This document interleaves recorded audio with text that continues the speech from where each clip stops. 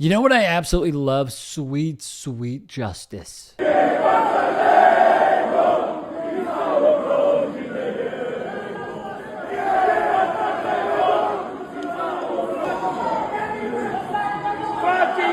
Let's pause here. The man you saw in the black trunks with red trim is Fifin Heavyheart Arame Gbe. He's a bare-knuckle boxer who is 33 years old and hails from the Cameroon. In this bout,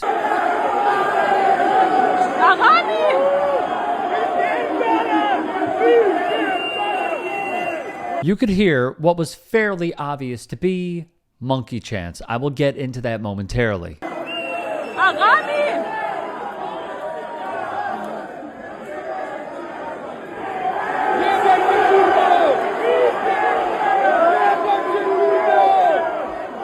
The ref would try and calm the racist down. Someone ended up throwing a projectile into the ring, and then...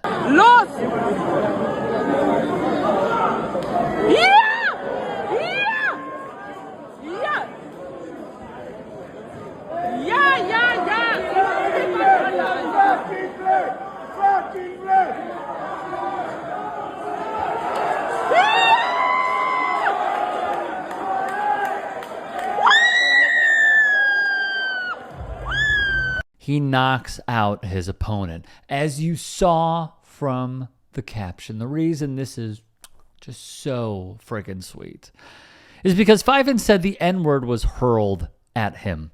He'd invoked Muhammad Ali's "Say My Name" as well. This goes back to when Ali fought Ernie Terrell. Quick history lesson. As we know, Ali changed his name from Cassius Clay, which he viewed as a slave name. He'd say, and I quote, "I didn't choose it, and I don't want it." You continue to be unafraid of this man. Yeah, I'd like to say something right here. You know, Cassius Clay, yes. Why do you want to say Cassius Clay when Howard Cosell and everybody is calling you Muhammad Ali? Now, why you got to be the one of all people whose color to keep saying Cassius Clay? Howard Cosell is not the one who's going to fight you. I am. You making it really hard on yourself now. Well, why don't you keep the thing in the sport angle? Why don't you call me my name, man? Well, what's your name? You told me your name was Cassius Clay a few years ago. I never told you my name was Cassius Clay. My name is Muhammad Ali, and you will announce it right there in the center of that ring after the fight if you don't do it now. For the benefit of this broadcast, him. All right? You just acting just like an old Uncle Tom. Another flawed policy. I'm going to punish you. Ernie Terrell would refuse to call Muhammad Ali by his preferred name. And thus, in the 8th round, Ali taunted him. "What's my name?" he'd say. Then unleash combinations on Terrell's noggin. "What's my name?" he'd ask again. Of course, he went on to win, though he did not knock out Ernie Terrell. As for those monkey chants, which are just diabolical, it carries a deep and problematic history of racism. We have seen it in the sport of basketball.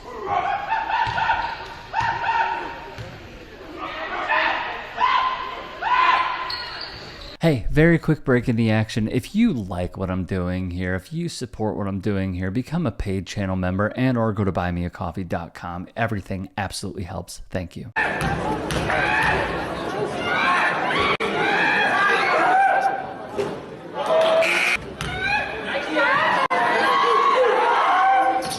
We have seen it even in the sport of volleyball.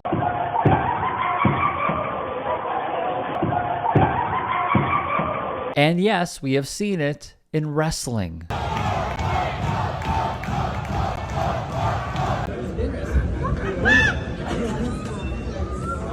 it out with the racist shit. You guys are fucking weirdos. You guys have been yelling this whole fucking time. And even at protests on college campuses like Ole Miss.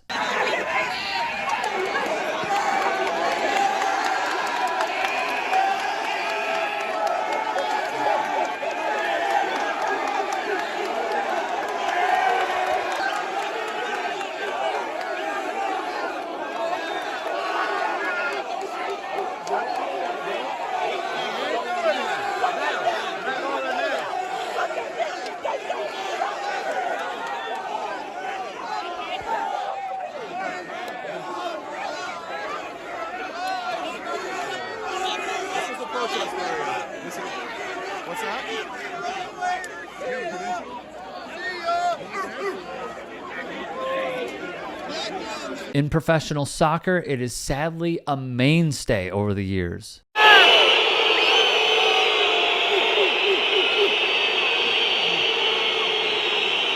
Plus, American football. Take, for example, Philip Coons, head football coach at a local high school in the state of Oklahoma, and he was accused of using racial slurs, calling players derogatory terms, and you guessed it, making monkey noises. The point being is this: no matter the sport, no matter the location, no matter the event, if there is black inclusion, there will be a racist. Whether they are in the stands, whether they are coaching against a team, or if they are standing right in front of a boxer like Fife and Heavyheart. The problem with all of this is that although in professional soccer, abroad, we have seen Kick It Out release statement after statement, sadly, even the biggest stars have not been immune from it. Thierry Henry even said at one point he experienced it. So many times, monkey chants and people spitting at me when I was taking a throw-in or a corner kick. Whatever you can imagine. There's never been anything akin to the U.S. civil rights movement in Europe, in part because there are so few black Europeans. What is taboo in the U.S. simply isn't in Europe.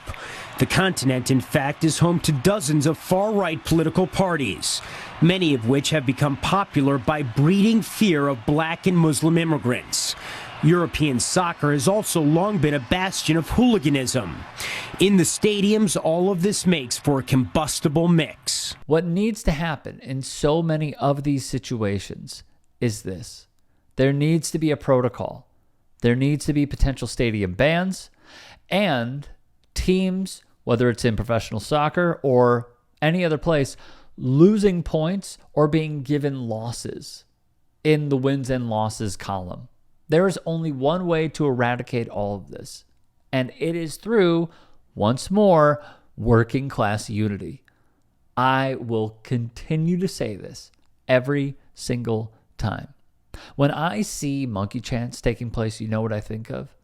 How there are so many bad faith people, how there are so many fascists that reach the highest levels of government and use racism as a tool for electability. They will use the dog whistles. And we have even seen this with someone who is no friend to the left in Tucker Carlson. And how former Nazis would even say they would, back in the day, this is something that existed, they would TiVo Tucker Carlson's show on Fox News because what they really appreciated, it would be packaged up and broadcasted to the masses on Rupert Murdoch's news show and news platform. They saw how he did it. And once more, they would try and find ways to carry that out. We are seeing this to this day. In 2026, it is still taking place. But if there is one through line, if there is one sweet conclusion, it is that Fife and Heavyheart literally defeated racism.